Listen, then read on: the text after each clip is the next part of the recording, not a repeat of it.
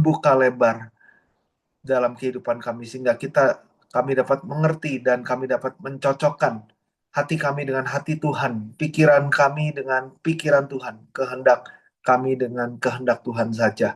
Sehingga dalam sisa kehidupan kami menjadi orang-orang yang selalu berjalan bersama dengan Allah, selalu hidup bersama dengan Allah, selalu menempel bersama dengan Tuhan yang ada dalam hidup kami, yang menguasai hidup kami, yang mengatur, memelihara, melindungi dan memberkati hidup kami semua. Kami mau sambut firman-Mu ini di dalam nama Tuhan Yesus. Kami berdoa dan bersyukur. Amin. Oke, kita sedang membahas silsilah yang pertama, ya, manusia pertama, yaitu Adam. Ya, semoga masih ingat apa yang kita sedang pelajari.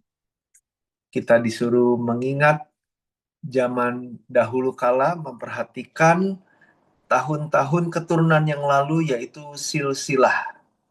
Ini perintah Tuhan, khususnya untuk kita yang hidup di akhir zaman yang tidak lama lagi Tuhan tuntun ke tanah perjanjian, simbol dari kerajaan sorga.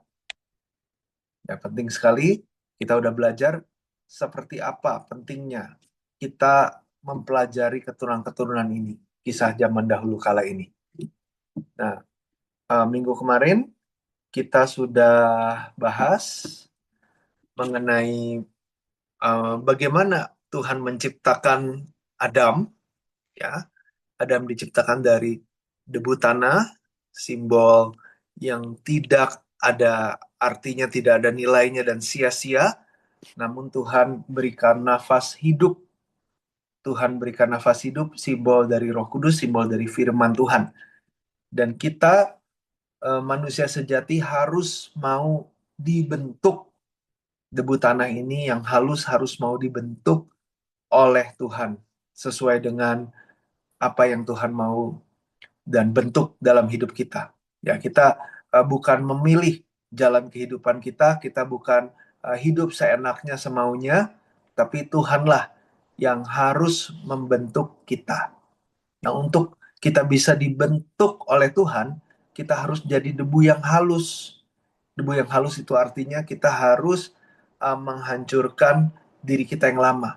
Kita harus membuang pikiran kita, kehendak kita. Ya, bahkan mungkin itu kesukaan kita sekalipun, kesenangan kita. Mungkin itu cita-cita kita. Ya, kita harus hancurkan ini di hadapan Tuhan. Kita persembahkan diri kita ke hadapan Tuhan yang membentuk seluruh kehidupan kita. Nah, inilah manusia yang sejati di mata Tuhan. Ya, seberapa hebatnya, seberapa suksesnya orang yang memilih jalan kehidupan sendiri, dengan kekuatan sendiri, menjalani hidup sesuai dengan kehendaknya sendiri. Jika seperti itu, tanpa firman Tuhan yang mengatur dan menguasai, kita sudah belajar orang tersebut di mata Tuhan adalah binatang yang dibinasakan. Ya, jadi ini firman yang sangat um, memperingatkan kita betapa seramnya kehidupan tanpa dibentuk oleh Tuhan, betapa seramnya kehidupan tanpa firman Tuhan, tanpa nafas hidup, tanpa Roh Kudus yang adalah firman Tuhan. Jadi semakin kita belajar firman, apa yang terjadi? Semakin kita menerima Roh Tuhan. Semakin kita rajin membaca, belajar, merenungkan firman setiap hari, semakin besar Roh Tuhan menguasai hidup kita. Ya, kita nggak bisa, aku mau dong jadi manusia dikasih nafas hidup, tapi kitanya menolak firman, tapi kitanya tidak rajin terhadap firman. Tapi kitanya memprioritaskan firman sebagai prioritas kesekian. Ya. Atau kita mau menerima firman dengan caraku. Ya. Menurutku, kepintaranku, pendapatku, keyakinanku. Ini semua harus hancur. Itu bukanlah debu tanah yang halus yang dibentuk dan diberikan nafas hidup. Kehidupan seperti itu bukanlah manusia sejati di mata Tuhan. Ya. Bahkan kita Petrus menjelaskan itu adalah binatang buas. Ya, hewan yang tidak berakal, maksudnya nggak punya pikiran Tuhan. yang dilahirkan hanya untuk menerima penghakiman, yang menghujat apa yang mereka tidak ketahui, yaitu firman Tuhan. Yang merasa diri benar, merasa diri pintar, merasa diri baik, ya, itu namanya menghujat. Menghujat. Mereka nggak mau tahu. Nah, kita nggak boleh jadi orang-orang yang sombong seperti itu. Kita harus merendahkan diri, hati, pikiran kita sepenuhnya ke hadapan Tuhan. Amin. Nah, yang kedua, kita akan lihat poin kedua. Bagaimana Tuhan menciptakan Adam, itu yang pertama. Poin kedua, kehidupan Adam di Taman Eden. Ya, kehidupan Adam di Taman Eden ini seperti apa? Ya, kita harus tahu ini. Ini bukan cuma sekedar cerita sejarah. Untuk kita bisa menjalani kehidupan yang sesuai dengan kehendak Tuhan. Kehidupan Adam di Taman Eden adalah kehidupan yang sesuai dengan kehendak Tuhan bagi Adam dan bagi kita juga masing-masing. Tapi kita tahu Adam melanggar. Ya, kita nggak mau ikutin melanggarnya ya. Tapi yang kita mau pelajari, apa sih tujuan atau maksud Tuhan supaya Adam hidup di Taman Eden, punya kehidupan seperti apa itu. Ya, jadi kalau kita cari ini di YouTube, nanti kita akan ketemu film kartun Adam dan Hawa lagi main kucing-kucingan, lagi mencoba untuk uh, menangkap kupu-kupu, atau intinya seperti orang India pacaran, kejar-kejaran. Ya, bukan seperti itu. Salah.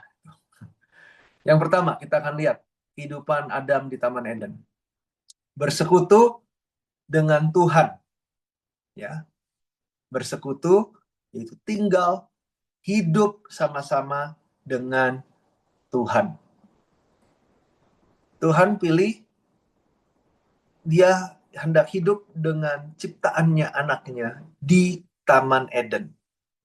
Ya, kenapa? Kita akan lihat arti taman. Ya, arti taman bahasa aslinya adalah gan, yang artinya taman yang ditutup atau dikelilingi, dijaga. Kenapa dipagari, dikelilingi oleh pagar?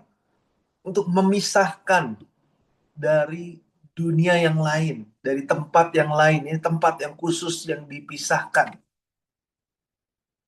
tempat yang dikuduskan. Nah, Taman Eden di Yesaya 51 ayat 3, ya, PowerPoint-nya ada di Yesaya 51 ayat 3, dicatat sebagai tempat di mana orang bergirang dan bersuka cita. Ya, dikatakan di Yesaya 51 ayat 3. Ya, kita baca masing-masing di rumah. 1, 2, 3. Sebab Tuhan menghibur Sion, menghibur segala reruntuhannya, membuat padang gurunnya seperti Taman Eden dan padang belantaranya seperti Taman Tuhan.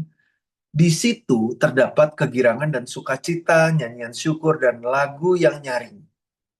Jadi Taman Eden adalah sebuah tempat orang-orang menerima kegirangan, sukacita, nyanyian syukur, ya, lagu yang nyaring. Tempat yang dipenuhi dengan kebahagiaan, kesukacitaan. Tempat yang dipisahkan dari dunia. Ini tempat yang penuh dengan sukacita dan kesenangan. Kenapa? Pertanyaannya.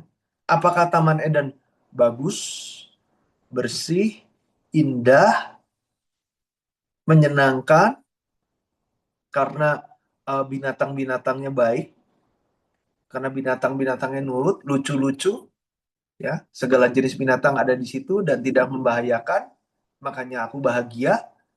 Bukan cuma sekedar taman buah-buahan dan seperti apa namanya, kebun binatang terbaik di dunia. Bukan itu yang membuat kegirangan dan sukacita.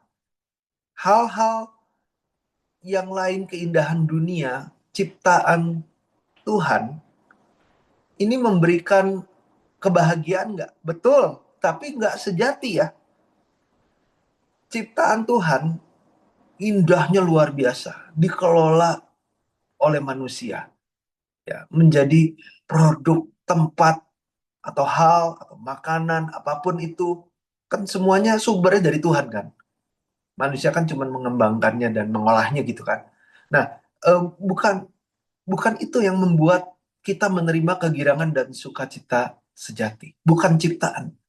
Ciptaan salah satunya manusia, bukan manusia juga.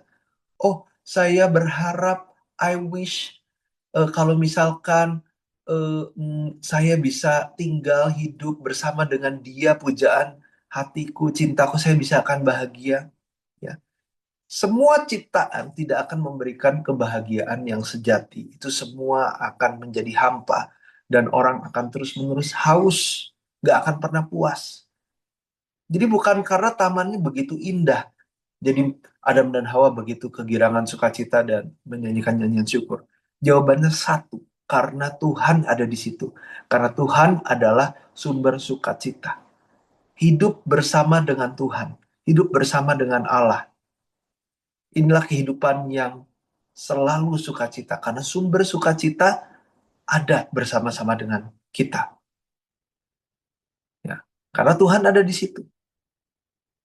Karena Adam hidup bersama-sama dengan Tuhan. Sehingga menerima sukacita dan kegirangan yang terbesar.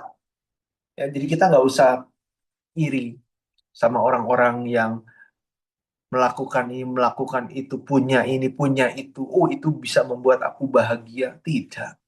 Itu bukan membuat kita bahagia. Punya iPhone 17 nggak akan membuat kita bahagia. Nah, jadi yang membuat kita bahagia adalah ada Tuhan. Hidup bersama dengan kita. Nah, kata taman bahasa Ibraninya tadi gan kan. Kalau bahasa Yunaninya kita akan lihat sekarang. Yaitu para deisos yang artinya Firdaus. Firdaus akar katanya adalah pardes yang artinya taman yang dipagari di mana orang-orang kerajaan bangsawan berada. Jadi ini adalah tempat spesial, tempat khusus di mana hanya private people ya. Jadi hanya orang-orang tertentu yang bisa ada di situ, yaitu orang-orang kerajaan. Tuhan adalah raja segala raja. Adam, Hawa, kita hari ini adalah anak-anak raja. Nah, hidup bersama-sama. Selain keluarga kerajaan, sorry, nggak bisa masuk. Jadi Tuhan sebagai raja, kita sebagai anak raja. Adam adalah anak Allah. Adam adalah manusia, yaitu rupa Allah.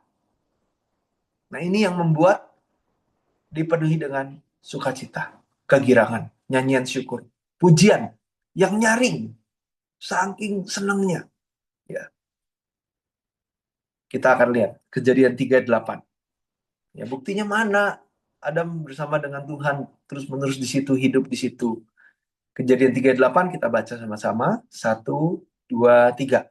Ketika mereka mendengar bunyi langkah Tuhan Allah yang berjalan-jalan dalam taman itu, pada waktu hari sejuk, bersembunyilah manusia dan istrinya itu terhadap Tuhan Allah di antara pohon-pohonan dalam taman.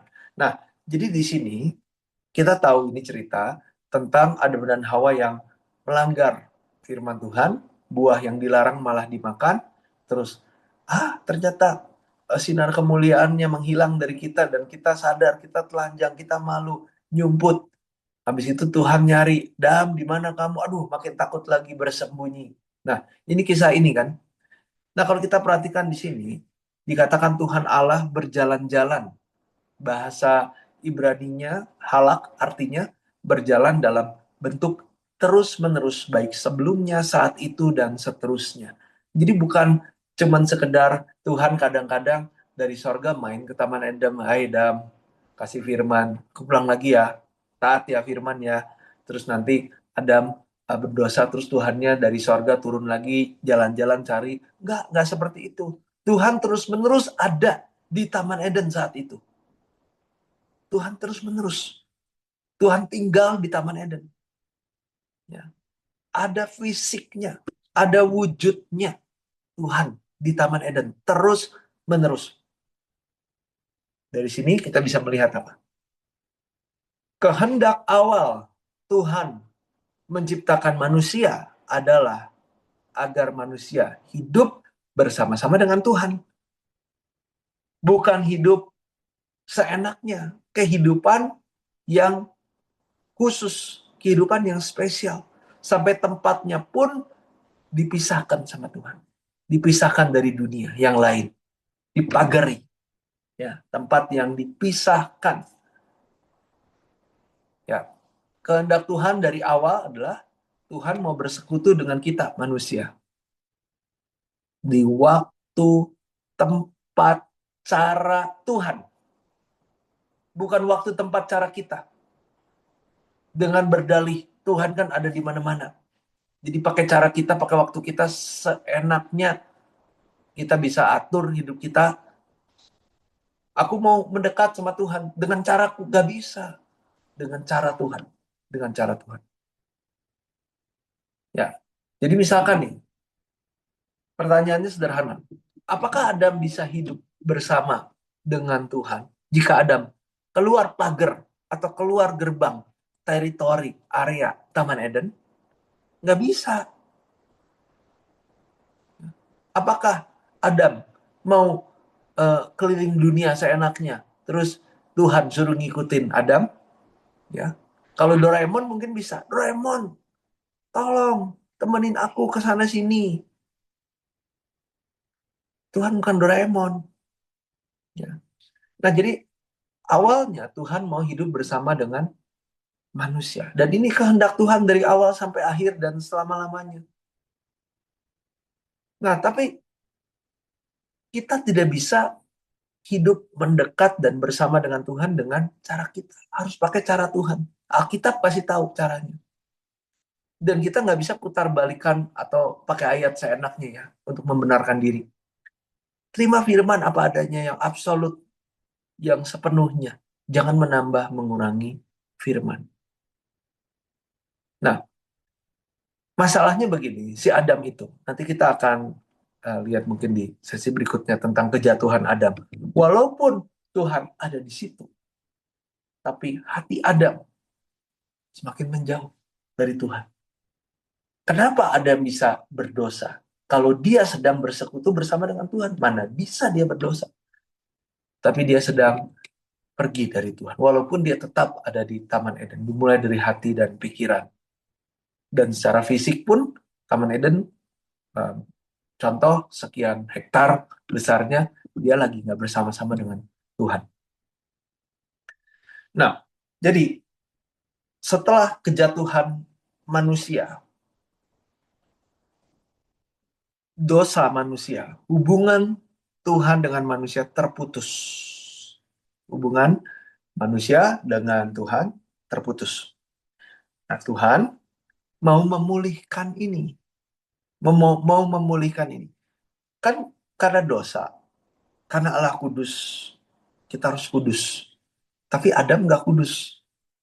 Sehingga dia tidak berkualifikasi, tidak memenuhi standar untuk tinggal di Taman Eden lagi, sehingga dia harus ditendang, diusir keluar dari Taman Eden. Ya kan? Karena dosa. Sebelum dosa, mana mungkin ada diusir di Taman Eden? Karena dosa. Jadi, terpisah hubungannya dengan Tuhan, tempatnya juga terpisah, diusir. Tapi Tuhan, kan kerinduan kehendak Tuhan itu selalu bersekutu dengan ciptaannya, manusia secara khusus. Maka dari itu, Tuhan mau memulihkan Adam yang berdosa ini, kita yang berdosa ini, semua keturunan Adam yang berdosa ini mau dipulihkan. Supaya diampuni dosanya melalui penebusan. Lalu dikembalikan lagi menjadi bersekutu bersama dengan Tuhan. Nah, pekerjaan pemulihan Tuhan ini salah satunya apa? Membuat kemah suci. Apa itu kemah suci? Tempat tinggal Tuhan yang berpindah-pindah di padang gurun. Setelah masuk ke tanah perjanjian, udah nggak berpindah-pindah lagi, ini berkembang menjadi bait suci. Gedung gereja, di mana tempat yang Tuhan khususkan agar Tuhan bertemu dan bersekutu dengan umatnya. Nah, ini adalah bayangan dari kehidupan kerajaan sorga. Kehidupan kerajaan sorga. Kalau di PowerPoint ada nggak ya referensinya? Seperti di Mazmur 11 ayat 4, boleh dicatat Mazmur 11 ayat 4, Ada apa Habakuk 2 ayat 20, Habakuk 2 ayat 20. 1 Raja-Raja 9 ayat 3, 1 Raja-Raja 9 ayat 3, Ulangan 31 ayat 11, Ulangan 31 ayat 11. Saya ulangi ya, Mazmur 11 ayat 4, Habakuk 2 ayat 20, 1 Raja-Raja 9 ayat 3, Ulangan 31 ayat 11. Nah, jadi dimulai dari Taman Eden. Taman Edennya hancur karena manusia berdosa. Jadilah Tuhan pulihkan, suruh membangun kemah suci. Dari kemah suci berkembang jadi bait suci. Ini adalah apa? Bayangan dari kehidupan kerajaan sorga. Kehidupan kerajaan sorga. Bukan cuma nanti di sorga, tapi dimulai dari di bumi ini. Ya, Bapa kami yang di sorga, dikuduskan namamu, datanglah kerajaanmu di bumi seperti di sorga. Kerajaan Tuhan mau Tuhan anugerahkan kepada kita di bumi. Yang paling pertama, gambaran kerajaan sorga di bumi, Taman Eden. Hancur, Tuhan pulihkan jadi kemah suci. Jadi bait suci. Ya, ini bayangan dari kehidupan sejati. Kehidupan sejati. Kita sedang mencari jati diri, kita semua, anak-anak di sini. Bahkan mungkin termasuk orang tua, masih bingung, cari jati diri. Apa sih jati diriku? Kita ini manusia yang diciptakan Tuhan, Tuhan yang atur sepenuhnya, Tuhan kasih roh Allah, nafas hidup, firman Tuhan. Lalu, apa? Hidup aku tuh apa sih? Untuk apa aku hidup di dunia ini? Aku mau pilih banyak pilihan kehidupan di di dunia ini tuh apa? Aku mau pilih aku mau cari-cari, aku banding-banding. Gak usah banding-banding, cari di Alkitab. Kehidupan sejati, kehidupan utama, kehidupan kekal, ya, yang Tuhan inginkan adalah kehidupan kerajaan sorga. Nah, maka dari itu di Habakuk 2 ayat 20, Habakuk 2 ayat 20 dikatakan apa? Tetapi Tuhan ada di dalam baitnya yang kudus. Berdiam dirilah di hadapannya, ya segenap bumi. Ya. Jadi, hai segenap bumi, ini lagi ngomongin tentang manusia. Termasuk kita di Indonesia, bagian dari bumi kan? Datang ke baitnya yang kudus, berdiam diri di hadapannya. Tuhan ada dalam baitnya yang kudus. Inilah konsep gereja yang sangat alkitabiah. Buat apa sih gereja? Loh, gereja itu Alkitab yang suruh, Tuhan yang suruh. Gereja pertama itu Taman Eden. Mana ayatnya? Loh, kita lihat Allah ada terus-menerus di Taman Eden. Dari sekian banyak ayat tadi yang dikasih, salah satunya, Tuhan ada di bait suci. Bait suci, kemah suci, gereja adalah tempat tinggal Tuhan. Berarti tempat tinggal Tuhan yang paling pertama apa? Taman Eden. Yang disebut sebagai kemah suci, bait suci. Sama. Untuk kita hari ini gereja. Kita disuruh kumpul, datang di hadapannya. Di gereja. Enggak ah. Masa iya sih? Apakah Tuhan betul-betul ada di gereja? Nah, sekarang balik lagi. Apa itu Tuhan? Apa itu Allah? Firman. Firman itu adalah Allah. Ya, ketika firman ada memerintah di dalam gereja, itu adalah gereja yang sejati.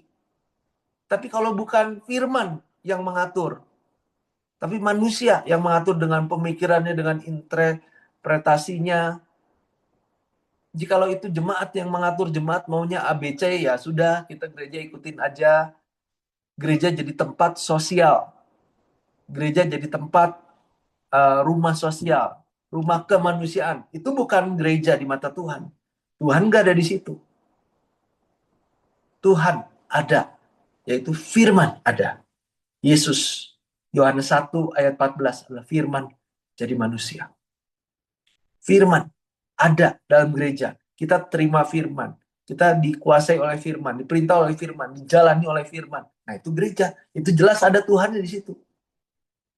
Kita disuruh berdiam diri di hadapan ya segenap bumi. Ini adalah gambaran kehidupan yang sejati, bagaikan Adam di Taman Eden.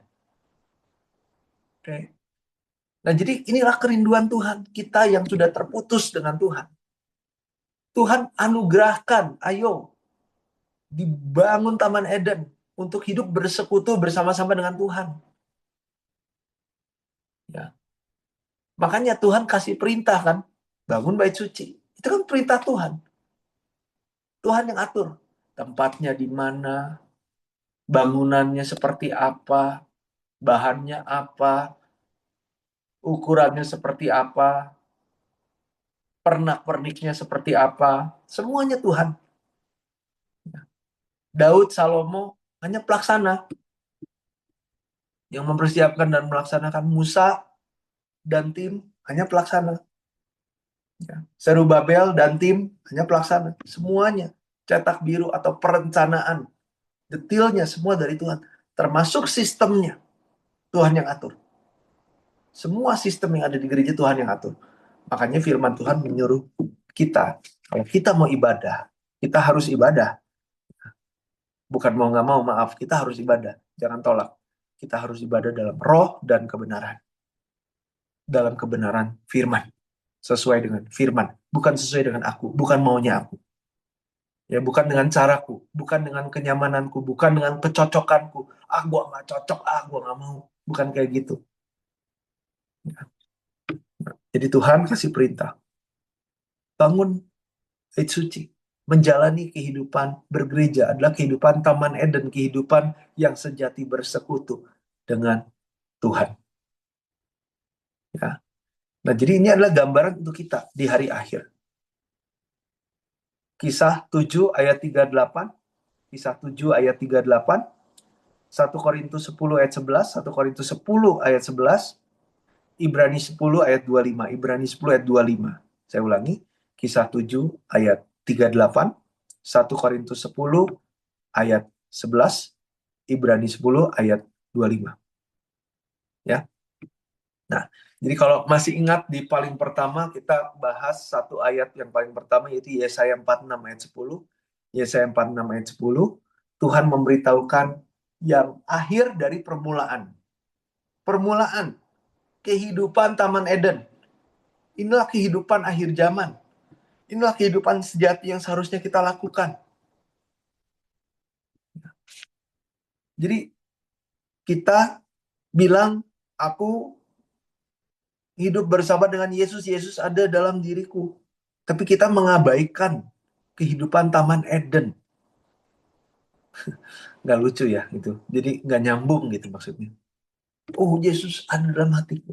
Tapi kita mengabaikan kehidupan Taman Eden. Kayak misalkan gini, Adam ya percaya Tuhan.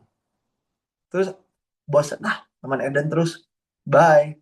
Udah, dia keluar dari Taman Eden. Bisa dong, dia punya dua kaki, dua tangan, dia masih sehat saat itu. Bisa. Terus dia bilang, aku hidup bersama dengan Tuhan. Bisa nggak? Nggak bisa dong.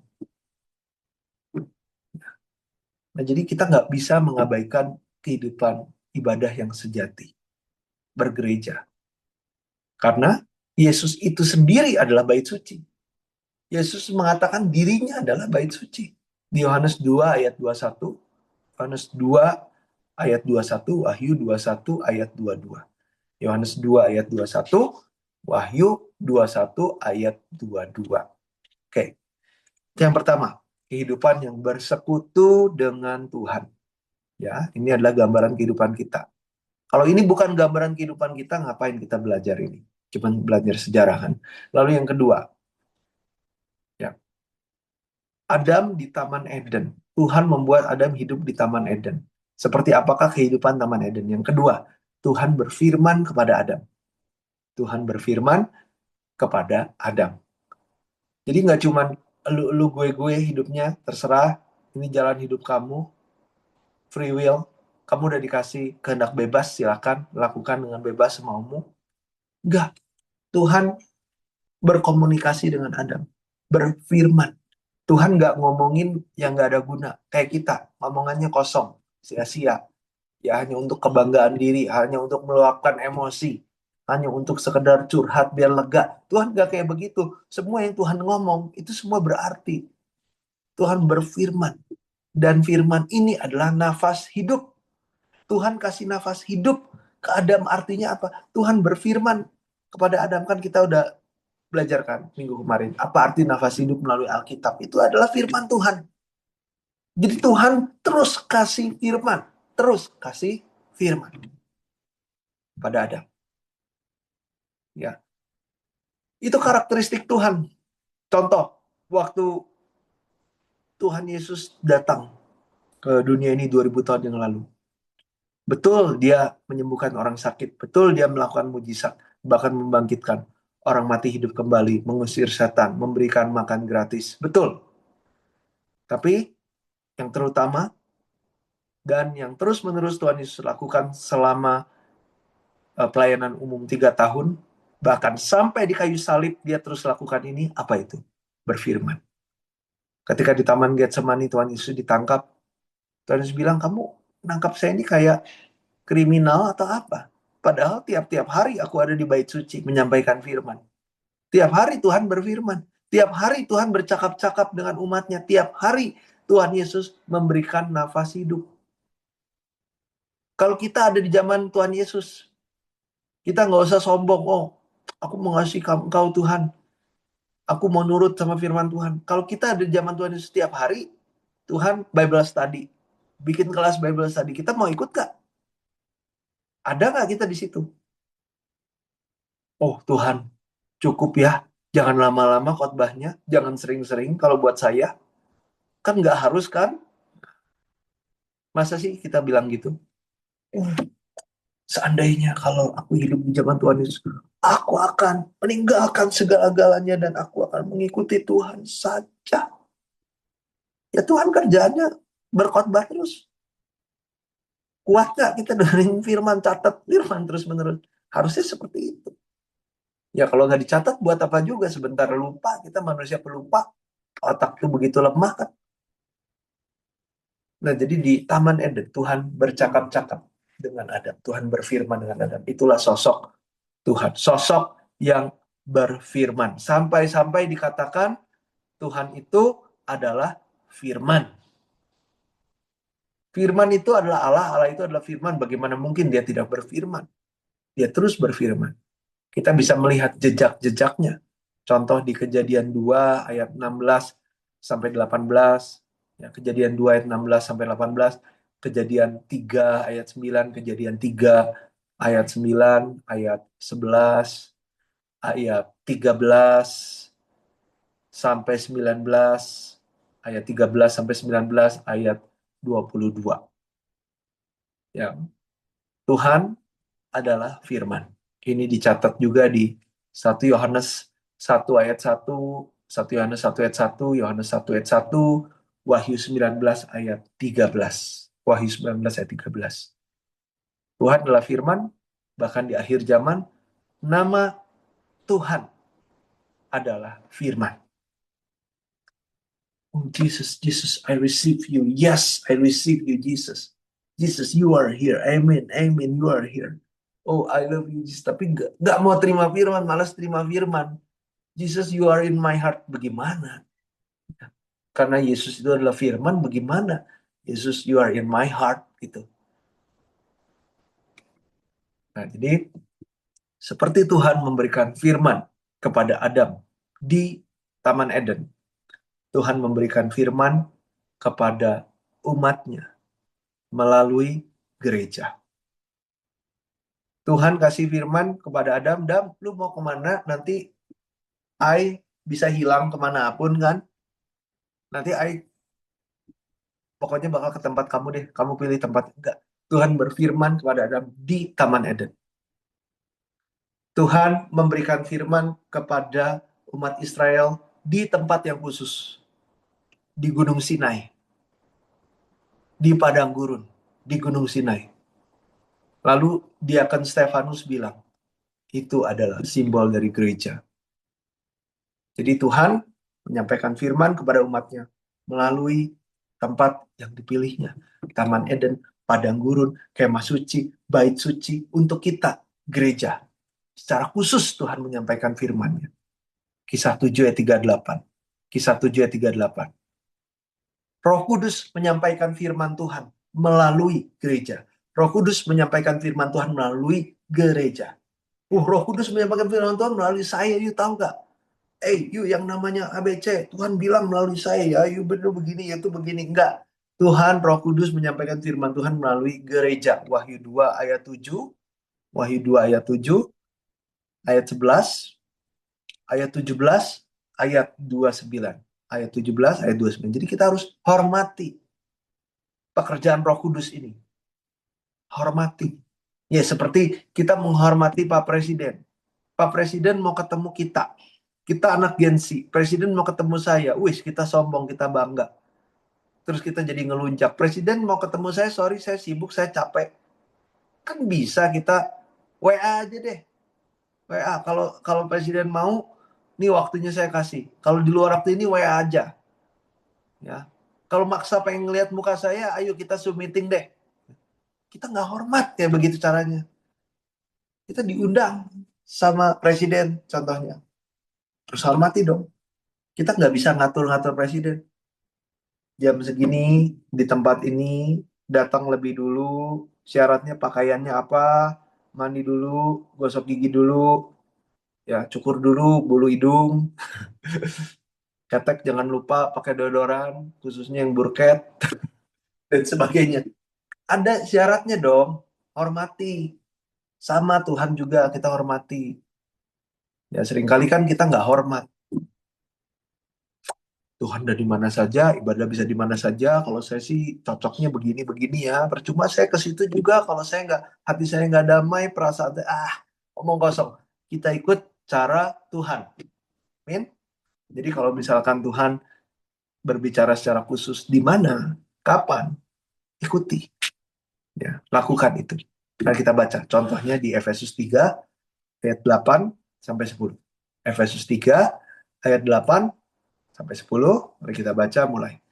Kepadaku yang paling hina di antara segala orang kudus telah dianugerahkan kasih karunia ini. Untuk memberitakan kepada orang-orang bukan Yahudi kekayaan Kristus yang tidak terduga itu. Dan untuk menyatakan apa isinya tugas penyelenggaraan rahasia yang telah berabad-abad tersembunyi dalam Allah yang menciptakan segala sesuatu supaya sekarang oleh jemaat atau eklesia, yaitu gereja, diberitahukan berbagai ragam hikmat Allah kepada pemerintah-pemerintah dan penguasa-penguasa di sorga. Ya, oleh eklesia, oleh gereja, Tuhan mau menyatakan kekayaan Kristus ya, yang tidak terduga. Tuhan mau menyatakan apa isinya tugas penyelenggaraan rahasia yang telah berabad-abad tersembunyi dalam Allah yang menciptakan segala sesuatu. Sang pencipta mau dinyatakan kepada kita. Kita harus terima ini. Jangan abaikan ini. Tuhan bekerja melalui gereja untuk memberitahukan berbagai ragam hikmat Allah. Jadi Tuhan ciptakan gereja untuk apa? Untuk memberitahukan berbagai ragam hikmat pikiran hati Allah. Tuhan mau kasih tahu ini, gereja. Ya, inilah fungsi gereja. Inilah tujuan Tuhan menciptakan gereja. Menyampaikan rahasia firman Tuhan. Ya. Gak seru, kalau gerejanya firman terus. Gak ada, gak cocok sama style saya. Kalau style saya tuh pengen itu, saya anak Gen Z, saya pengen tuh nyanyi kayak konser Coldplay. Ya. Gak salah memuji Tuhan, gak salah. Tapi kalau kita mengabaikan firman dan kita nggak suka, ini bukan apa namanya yang saya cocok. Nah ini jadi masalah. Itu bukan gereja yang Tuhan inginkan pada akhirnya. Oke, jadi yang pertama Tuhan bersekutu dengan Adam, dengan kita di Taman Eden, simbol dari gereja, ya tempat yang Tuhan pilih untuk tinggal. Yang kedua, Tuhan berfirman di Taman Eden. Tuhan berfirman di kemah suci, di bait suci, eklesia, gereja. Roh Kudus menyampaikan firman melalui itu untuk menyatakan berbagai rahasia hikmat Tuhan. Yang ketiga, Tuhan memberikan hikmat kepada Adam di Taman Eden. Tuhan memberikan hikmat. Nah, maka dari itu Tuhan kasih tugas dan kasih nama semua binatang. Gak bisa cuma sekedar kasih nama terus nanti lupa. Kasih nama tuh ada maknanya, bukan asal-asalan. Ayo terserah, ini kayak games, kamu mau ngomong apa nanti lupain aja. Enggak, ini betul-betul dikasih nama. Ada berapa banyak jenis binatang dan bisa kasih nama dengan setiap nama itu penuh dengan arti dan gak lupa. Mana bisa otak kita sekarang. Ya, kita ngafalin sesuatu bentar juga lupa. Kita bisa ingat sampai ingat nggak bisa lupa-lupa itu karena mungkin udah 1000 kali kita melihat, kita tanpa sadari kita ngelihat muka orang tua kita, jadi oh ya dia orang tua saya tahu gitu. Ya jangankan itu, lihat muka orang di tempat yang ramai, di pasar, di alun-alun, terus saudara bisa ingat nggak langsung ini siapa? Ingat mukanya aja nggak ingat. Nah ini kasih nama semuanya dengan makna dan semuanya hafal karena Tuhan kasih hikmat. Kan Adam diciptakan bukan berbeda dengan Tuhan, mirip dengan Tuhan, dengan rupa gambar Tuhan. Tuhan sumber hikmat, Tuhan sumber kepintaran yang sejati, yang besar. Ya, ribuan, jutaan jenis hewan dengan hikmat manusia mana bisa? Karena Adam memiliki roh Allah, maka dia bisa. Maka dia bisa memberikan nama binatang, dia bisa mengelola Taman Eden, menguasai, mengatur, kan nggak gampang. Jadi saat menerima roh Tuhan, yaitu firman Tuhan, rohnya Tuhan itu sendiri, Tuhan memberikan kita hikmat untuk kita mengenal Kristus, yang tersembunyi di dalam Kristus segala hikmat, pengetahuan, dan kita bisa menjadi dewasa rohani dengan hikmat yang Tuhan berikan. Ya, bisa mengenal Kristus yang tersembunyi segala harta hikmat yang terpendam, pengetahuan Kristus yang begitu dalam, dan kita bisa menjadi dewasa rohani. Ya kalau misalkan otaknya nggak bisa punya pengertian, kan nggak bisa dewasa-dewasa kan, nggak ngerti-ngerti gitu. Dikasih otak yang punya pengertian yang pinter, sehingga oh apa sih arti dewasa, jadi bisa dewasa kan. Secara rohani pun sama. Ya. Sebagai referensi Efesus 3 ayat 9 sampai 10, Efesus 3 ayat 9 sampai 10, Kolose 2 ayat 3, Kolose 2 ayat 3, Ibrani 5 ayat 14. Ibrani 5 ayat 14. Jadi uh, Tuhan berikan hikmat kepada Adam, Tuhan mau berikan hikmat kepada kita. Tapi dipakai untuk apa hikmatnya? Hikmat Allah tentang Tuhan, tentang kebenaran, tentang kehendak Tuhan, tentang kasih Tuhan, tentang sosok Tuhan. Ya, kalau misalkan punya hikmat kayak begini, tapi untuk hal negatif, dunia dari jauh-jauh hari sudah kiamat. Karena dari jauh-jauh hari sudah ditemukan nuklir dan sudah saling menuklir satu sama lain. Ya. Nah, tapi ini dipakai untuk kebenaran, untuk kehendak Tuhan, bukan untuk kejahatan. Ketika manusia jatuh dalam dosa, sama Tuhan hikmatnya atau otaknya dikurangi mayoritas, tinggal kurang dari 10%. Otak kita hanya dipakai kurang dari 10%. Ya, mungkin ada yang cuma 1, 2, 3% bahkan. Padahal kapasitasnya 100%. Ya ini menurut penelitian. Contohnya Albert Einstein, dia punya penelitian, otak manusia itu di bawah 10% dipakainya. Sebenarnya ada kapasitas 100%. Tapi sepertinya terkunci dan nggak bisa kepake. Ya. Nah, waktu di Taman Eden, ini bisa kepake. Tapi begitu jatuh dalam dosa, hikmatnya berkurang. Tuhan mau pulihkan ini. Tapi kalau misalkan ini dipulihkan kepada orang yang jatuh dalam dosa, Tuhan tahu bisa jadi semakin jahat. Ya zaman sekarang kan mau jahat gitu untuk mendapat kekayaan yang signifikan dan cepat kan. Banyak orang jadi hacker, bisa nyuri duit. Ada orang cerita kehilangan 200 juta, 300 juta, 1 miliar, 2 miliar, 3 miliar. Waduh, tinggal dicuri begitu aja. Bahaya kalau orang pintar lebih jahat. Bahaya sekali dunia ini. Gimana caranya saya nggak suka sama dia, dengan satu tombol dan sebagainya dia bisa mati. Bahaya kalau orang terlalu pintar tapi jahat hatinya. Harus tobat dulu. Nah, kepada Sadrak, Mesak, dan Abednego yang betul-betul imannya teruji, takut akan Tuhan. Mereka bukan hidup, mereka walaupun gengsi gak hidup seenaknya. Mereka hidup dengan takut, dengan sungguh-sungguh, dan hanya dituntun oleh firman Tuhan. Tuhan kasih kepintaran mereka 10 kali lipat dibanding orang-orang yang terpintar di dunia zaman itu. Nah, jadi Tuhan kasih hikmat kepada Adam di Taman Eden untuk pekerjaan Tuhan. Apa itu? Kerajaan Allah.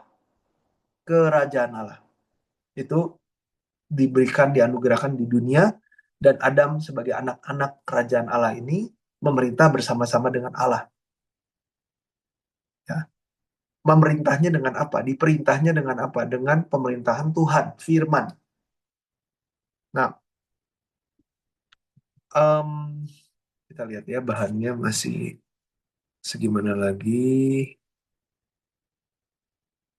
Oke, karena anak-anak di sini luar biasa, kita tambah 5 menit lagi ya. Ketiga, ketiga udah, keempat, bukan? Pelupa kan?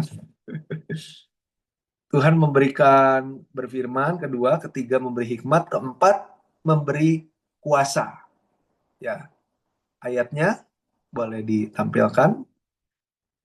Kejadian 1 ayat 28, Kejadian 1 ayat 28, Kejadian 2 ayat 15, Kejadian 2 ayat 15, ayat 19 juga, ayat 19 juga, Wahyu 5 ayat 10, Wahyu 5 ayat 10, Wahyu 20 ayat 4, Wahyu 20 ayat 4, ayat 6, ayat 6, Wahyu 22 ayat 5. Wahyu 22 ayat 5.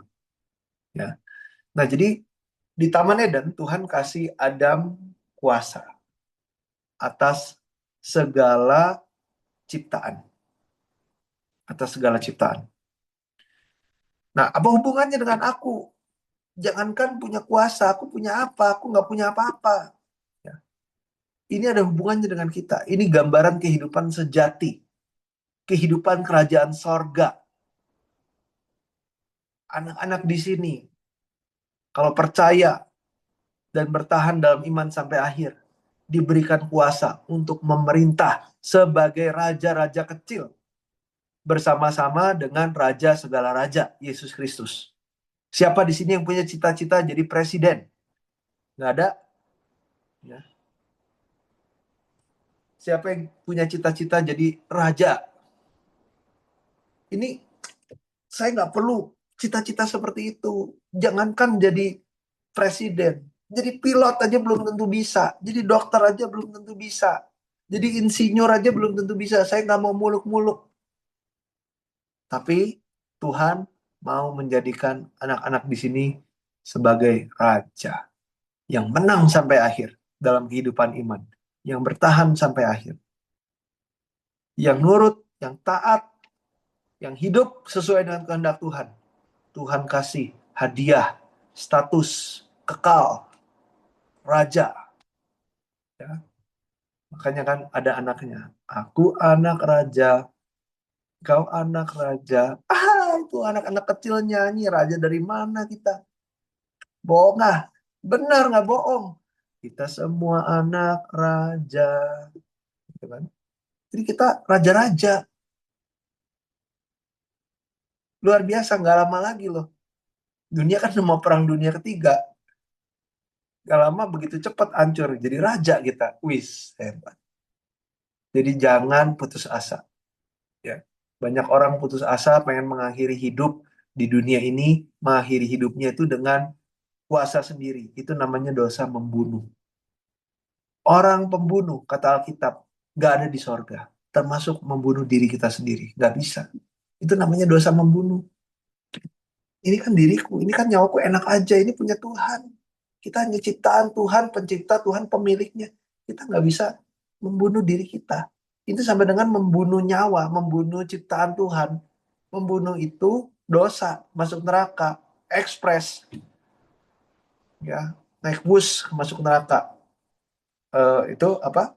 Bunuh diri, bukan bus lagi. Dalam hitungan sepersekian detik langsung ada di sana. Karena kita melakukan dosa pembunuhan.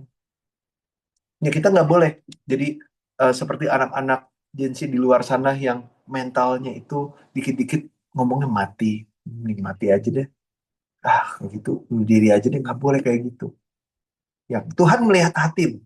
Begitu kita bilang, udah saya mau bunuh diri aja lah. Itu kita sudah melakukan dosa. Bunuh diri. Karena Tuhan melihat dari hati. Ya walaupun kita nggak berani bunuh diri, tapi di hati juga kita dosa kan. Sama seperti berzina. Gak melakukan melihat di otak udah zina sama Tuhan. Sama. Membenci sama dengan dosa membunuh. Benci saya sama diri saya sendiri, saya mau bunuh diri aja. Itu sama dengan dosa membunuh. Gak boleh anak-anak di sini punya kebiasaan buruk kayak begitu. Mati dah, mati. Ngomong dikit-dikit mati gitu. Gak boleh. Karena kita harus bertahan sampai akhir. Mau dijadikan raja. Anak-anak raja. Kita adalah raja. Nanti ayat-ayatnya dibaca. Wah, luar biasa. Kita ini raja loh. Yang memerintah bersama-sama. Awalnya Tuhan membuat Adam hidup seperti itu. Karena dia dosa, jadi kehilangan kuasa. Malah dia dikuasai oleh iblis, oleh dosa. Nah ini harus diperangi. Ya. Kita, tapi tunggu dulu ya, kita jadi raja ini bukan raja seenaknya mau gue, bukan. Memerintah sebagai raja bersama-sama dengan raja segala raja Yesus Kristus. Jadi raja utamanya Yesus Kristus. Raja yang memerintah dengan firman Tuhan. Otomatis kita kalau yang adalah raja-raja, anak-anaknya raja ini memerintah dalam firman Tuhan. Hidup dalam firman Tuhan. Melakukan kehidupan dengan firman Tuhan. Ya contohnya kehidupan, dimulai dari kehidupan pribadi kita aja. Kehidupan pribadi kita sendiri yang diperintah oleh firman Tuhan. Nah itu tanda-tanda kita adalah warga negara kerajaan Allah. Tanda-tanda kita adalah anak-anak raja yang hidup di dalam firman, dikuasai oleh firman. Nah, kepada orang-orang yang seperti ini, Tuhan mau menganugerahkan kuasa untuk memerintah alam semesta yang begitu luas ini. Karena bumi dibandingkan dengan alam semesta hanyalah satu titik debu yang sangat-sangat kecil. Alam semesta ini diciptakan buat apa? Mau dikasih ke kita untuk memerintah dalam firman, dalam kerajaan Allah. Raja segala raja Tuhan kita Yesus. Kita raja-rajanya. Dikasih ke kita. Ya jangankan dikasih tanah 1.000 meter, 2.000 meter, sehektar, 2 hektar yang nilainya puluhan M, ratusan M. Dikasih alam semesta untuk kita kuasai yang nggak ternilai. Jadi nggak usah iri sama Elon Musk, nggak usah iri sama siapa uh, Instagram bosnya Mark Zuckerberg apalah gitu ya. Nggak usah iri sama yang lain-lain. Anak-anak muda siapa Wang tuh yang create AI Michael Wang atau siapa. Wah, anak muda udah kaya banget. Kekayaannya udah sekian masa iri. Gak apa-apanya sama kekayaan kita yang Tuhan sudah simpan, ada. Lihat alam semesta. Kita betapa kayanya kita. Nah itu Tuhan kasih kepada kita. Jadi kita harus jadi anak-anak kerajaan yang diperintah oleh firman Tuhan mulai dari bumi ini. Itulah tandanya anak-anak kerajaan. Ya kita adalah keluarga kerajaan Allah. Nah jadi dari penciptaan Adam kita bisa belajar penciptaan Adam manusia dikasih nafas hidup firman Tuhan. Tapi binatang tidak dikasih nafas hidup firman Tuhan. Ya, tidak ada firman Tuhannya. Kita nggak boleh hebat, tapi di mata Tuhan jadi binatang. Makanya ada lagunya. Antara dua.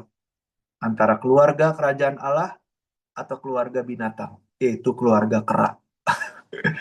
Kalau misalkan nyanyi lagu keluarga kerajaan Allah nggak diberesin, nantinya cuma jadi keluarga kera. Ayo kita ulang lagi jemaat. Keluarga kera. Ya, jadi kera. Tapi kita mau jadi keluarga kerajaan Allah.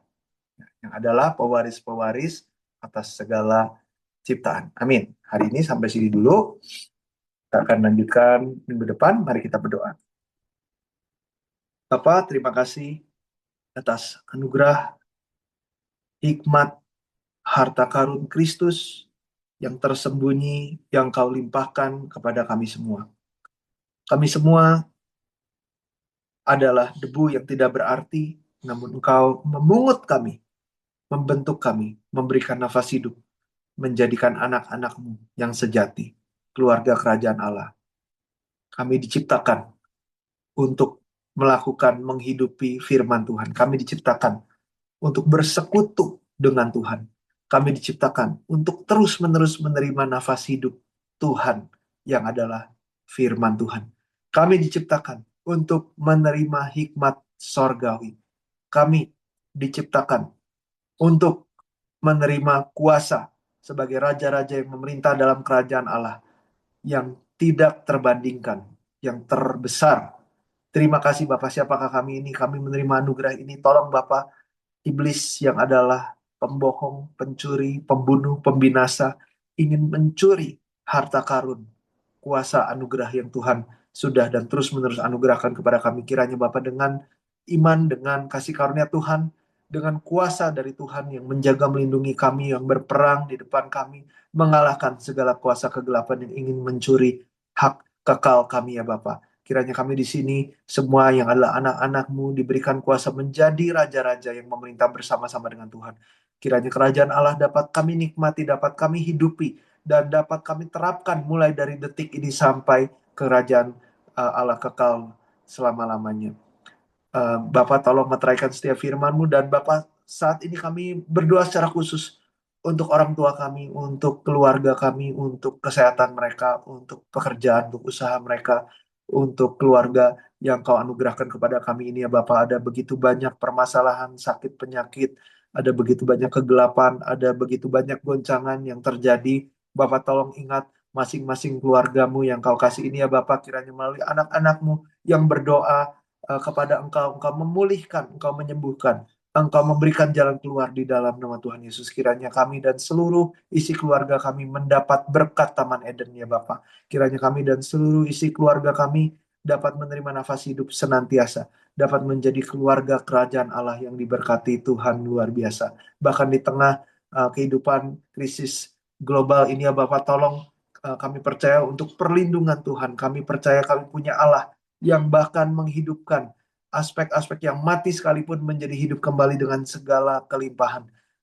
Meteraikanlah segala firman berkat ini ya Bapak ke dalam hati dan pikiran kami, sehingga hidup kami tidak sama lagi seperti sebelumnya, tapi hidup kami adalah sebagai anak-anak Allah yang sejati. Sebentar kami akan sharing dan menguatkan satu sama lain melalui sharing dan doa. Tolong Bapak berkatilah sharing dan doa ini ya Bapak, sehingga Engkau dimuliakan dan terjadi kebangkitan rohani dan jasmani yang besar. Dalam nama Tuhan Yesus kami berdoa dan bersyukur. Amin. Kita berikan kemuliaan untuk Tuhan kita. Selamat berdiskusi, sharing, dan saling mendukung.